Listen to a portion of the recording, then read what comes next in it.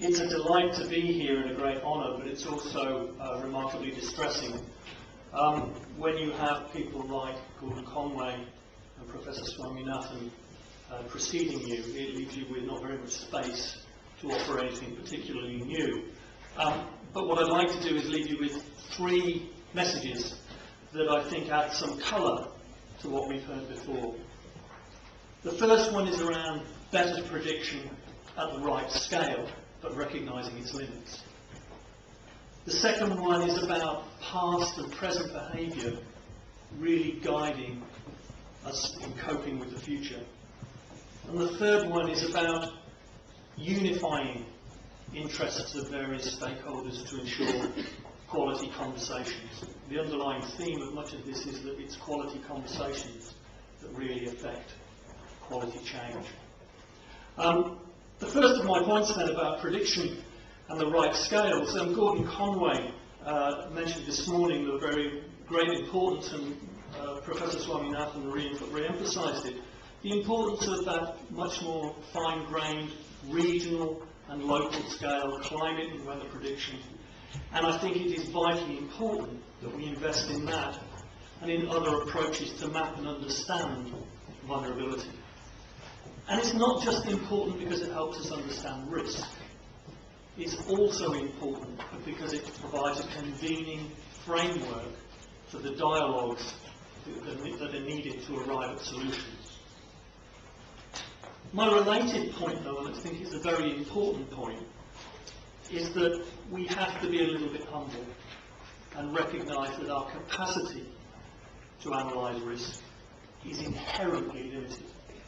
One of the best examples I've come across recently that illustrates that is a description of risk management in a casino. Casinos think a lot about risk, as you might imagine, and they're quite good at probabilities.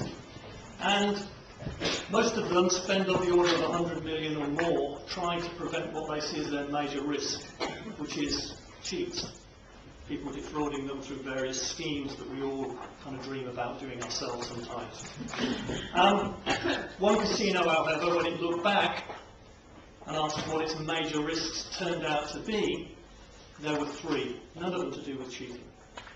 The first one was their top entertainer was mauled by the tiger that he lives with and had lived with for the last 15 years.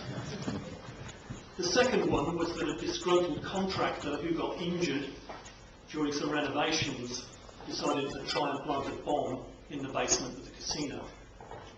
And the third one was that an administrator, instead of filing the IRS returns, just kept putting them in a box underneath the desk. And the IRS fined the casino for a very considerable sum. The point about this is that nobody could have predicted those things. And we have to recognise that we are extremely bad at predicting, especially tipping points and cascading catastrophes. We're great at explaining why they happened afterwards, but we're really bad at predicting them beforehand.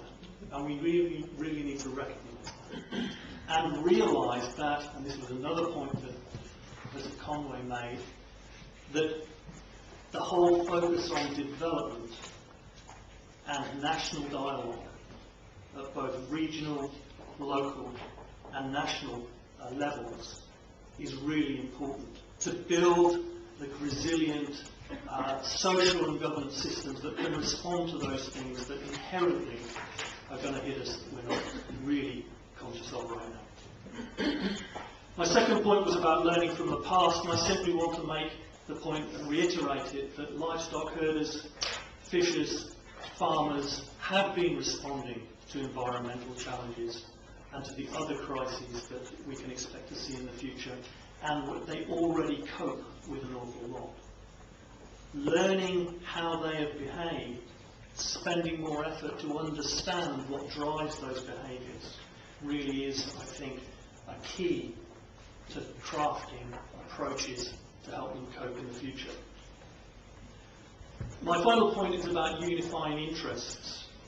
It is essential, as the second question up here amply testifies, that agriculture, rural development, climate change and natural resource management communities and constituencies have those joined up conversations. They can't be ghettoised. And I think it's worth asking then, well, what contexts can we expect to have those conversations? And I think there are two things that will unify those communities. One of them is places, and the other one is fundamental resources. And I think that water and watersheds possibly provide one of the most obvious contexts in which to bring together and exploit the synergies between those constituencies. Fisheries and agriculture in river systems, forests in river systems, development, 350 dams in the next 10 years on river systems, agriculture, rural development, and many basins crossing national boundaries does provide a context for a much more coherent set of conversations about how we cope with the scourge that faces us. And it seems to me that substantial financial support for such basin scale dialogue and response and solutions planning could be quite a well-served investment.